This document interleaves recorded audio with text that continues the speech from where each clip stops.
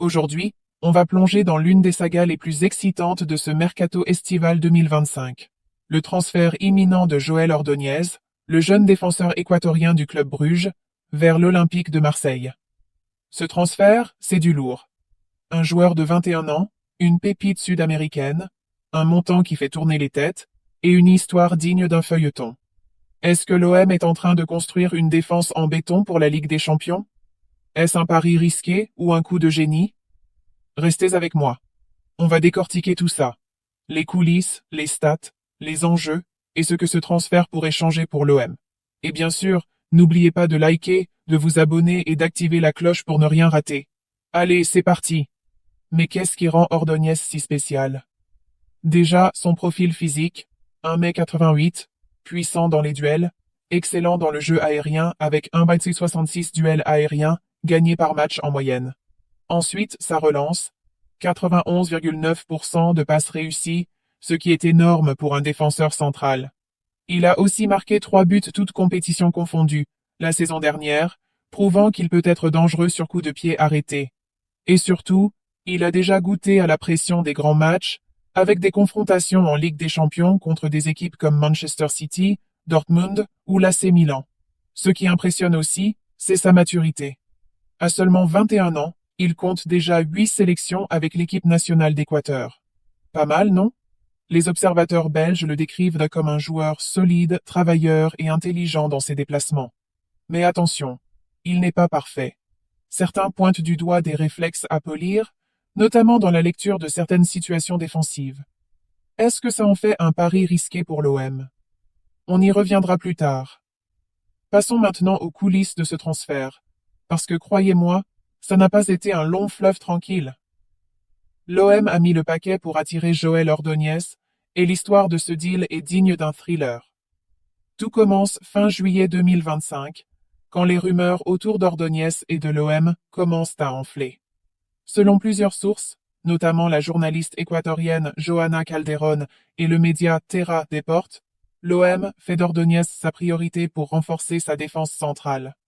Le club phocéen, sous la houlette de Pablo Longoria et Mehdi Benatia, veut frapper fort pour préparer la saison 2025-2026, notamment avec la Ligue des Champions en ligne de mire. Mais pourquoi Ordóñez? Roberto De Zerbi, le coach de l'OM, veut un défenseur capable de s'intégrer à son système de jeu, qui repose sur une relance propre depuis l'arrière et une intensité dans les duels. Ordóñez coche toutes les cases. Et surtout, le joueur lui-même est séduit par le projet marseillais. D'après Sacha Tavolieri, un journaliste belge, Ordóñez a clairement exprimé son envie de rejoindre l'OM, allant jusqu'à sécher un entraînement à Bruges pour forcer son départ. Côté finance, le deal est colossal. Les chiffres varient selon les sources, mais on parle d'un transfert entre 30 et 32 millions d'euros, avec 3 millions de bonus et un pourcentage à la revente pour le club Bruges, estimé à 15%. C'est énorme pour un joueur de 21 ans, surtout pour un club comme l'OM, qui n'a pas l'habitude de dépenser autant pour un défenseur. À titre de comparaison, c'est dans la même fourchette que le transfert d'Igor Paixão, autre recrue phare de l'OM cet été, qui a coûté 35 millions d'euros. Mais tout n'a pas été simple. Brugge a joué dur en négociation, réclamant jusqu'à 40 millions pour 85% des droits du joueur, selon certains posts sur X. L'OM a dû ajuster ses offres, passant de 28 millions à 30 millions, puis ajoutant des bonus. À un moment, les discussions semblaient au point mort, mais la volonté d'Ordogne de rejoindre Marseille a fait pencher la balance. Le 1er août 2025, Nicolo Schira annonce que le joueur a trouvé un accord pour un contrat jusqu'en 2030 avec l'OM. Et attention, l'OM n'était pas seul sur le coup. Arsenal, le PSG, l'AS Monaco, et même des clubs de Premier League comme Liverpool, Chelsea, Tottenham et Aston Villa ont été mentionnés dans le dossier. Mais c'est Marseille qui a su convaincre grâce à un projet clair, une place de titulaire promise, et la perspective de jouer la Ligue des Champions. Chapeau à Longoria et Benatia pour ce coup. Un dernier détail. Contrairement à certaines rumeurs, Ordóñez n'était pas en conflit avec Bruges. Il souffrait d'une blessure mineure, ce qui explique son absence lors de certains matchs. Tout est donc en place pour une annonce officielle dans les prochains jours. L'OM tient son nouveau taulier en défense. Plus de 30 millions pour un joueur de 21 ans. Pour comprendre ça, il faut regarder le contexte à Marseille. L'OM version 2025 est en pleine révolution. Après une saison 2024-2025 où ils ont terminé deuxième de Ligue 1, derrière le PSG, les Phocéens veulent passer un cap. Roberto De Zerbi, arrivé sur le banc, impose un style de jeu offensif, mais il sait que pour briller en Europe, il faut une défense solide. Or, la défense marseillaise, malgré des joueurs comme Leonardo Balerdi, a besoin de sang neuf. Cet été, l'OM a déjà recruté CJ Egan Riley en transfert libre et Facundo Medina en prêt avec option d'achat. Mais Ordóñez, c'est le gros coup, celui qui doit devenir le patron de la défense à moyen terme. Avec Balerdi, il pourrait former une charnière complémentaire. Balerdi pour l'expérience et l'agressivité, Ordóñez pour la relance et le potentiel. Sans oublier que l'OM a aussi des joueurs comme Samuel Gigot ou Chancel Mbemba, mais Ordóñez apporte une dimension moderne, avec sa capacité à jouer haut et à casser les lignes par ses passes. Un autre point clé, c'est la stratégie de l'OM de miser sur des jeunes talents sud-américains. On l'a vu avec des joueurs comme Igor Paixão ou même Pierre-Emerick Aubameyang, qui revient à Marseille avec un statut de star. Ordóñez s'inscrit dans cette lignée. Un joueur jeune, avec une grosse marge de progression, et une valeur marchande qui pourrait exploser d'ici quelques années. Si l'OM le revend dans 3 ou 4 ans, le pourcentage à la revente pour Bruges pourrait faire grimper la facture, mais Marseille pourrait aussi faire une belle plus-value. Et puis, il y a la Ligue des Champions. L'OM veut être compétitif sur la scène européenne, et un défenseur comme Ordóñez, qui a déjà joué contre des cadors, est un atout précieux. Mehdi Benatia, qui pilote le mercato, voit en lui le futur du poste. Mais attention, 30 millions, c'est un gros pari. Est-ce que l'OM a raison de mettre autant sur un joueur encore brut?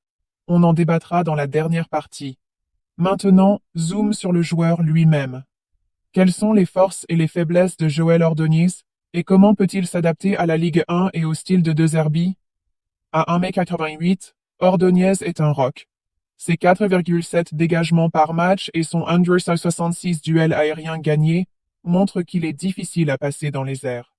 Parfait pour contrer les attaquants costauds de Ligue 1 comme Wissam Ben Yedder ou Jonathan David. Avec 91,9% de passes réussies, il a une qualité de relance rare pour un défenseur de son âge. De Zerbi adore les défenseurs qui participent à la construction du jeu, et Ordóñez pourrait être un atout dans ce domaine. Il peut jouer dans une défense à 4 ou à 3, ce qui donne des options tactiques à l'OM. À 21 ans, il a déjà montré une grosse détermination en forçant son départ de Bruges pour rejoindre l'OM. Ce genre de caractère plaît au Vélodrome. Ses points faibles, à 21 ans, il manque encore de maturité dans certaines situations défensives.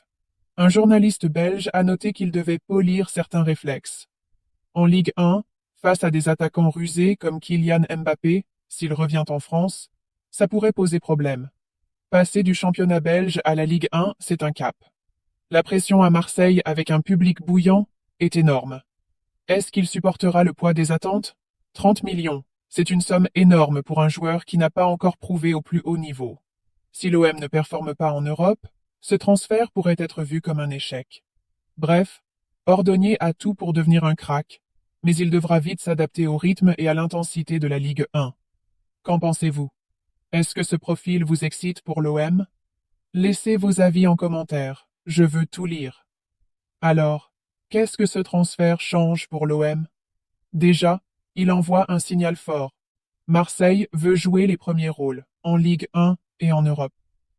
Avec des recrues comme Ordóñez, Igor Paixão, Facundo Medina et le retour d'Aubameyang, l'OM construit une équipe jeune, ambitieuse et taillée pour le haut niveau. Dans l'immédiat, Ordóñez pourrait être titularisé aux côtés de Balerdi, avec Egan Riley et Medina comme option de rotation. À long terme, il a le potentiel pour devenir le patron de la défense marseillaise, surtout si Balerdi ou Mbemba venaient à partir. Son contrat jusqu'en 2030 montre que l'OM mise sur lui pour l'avenir. Mais il y a aussi des questions. Est-ce que l'OM a les moyens de dépenser autant sans se mettre en danger financièrement? Le club a déjà investi massivement cet été, avec Paixão à 35 millions et d'autres arrivées. Si les résultats ne suivent pas, la pression sera énorme sur Longoria et De Zerbi. Et puis, il y a la concurrence. Liverpool, Chelsea, Tottenham et Aston Villa, qui ont suivi Ordóñez, pourrait revenir à la charge s'il explose à Marseille. Ça montre à quel point ce joueur est courtisé, mais aussi le risque pour l'OM de perdre une pépite s'il performe trop bien. Pour moi, ce transfert est un pari audacieux, mais calculé. Si Ordóñez s'adapte, il pourrait devenir le nouveau Thiago Silva de l'OM. Si ça ne marche pas, ça pourrait être un flop coûteux.